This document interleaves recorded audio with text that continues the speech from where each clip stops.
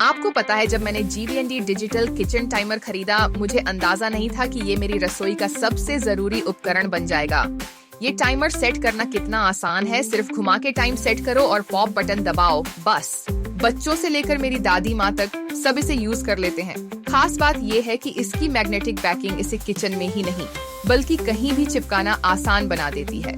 और बड़ी LED screen पे टाइम देख के अब कोई भी चीज ज्यादा नहीं पकती। तो अगर आपको टाइम मैनेजमेंट चाहिए छुपे अलार्म के साथ, तो यार अभी इसे ट्राई करो।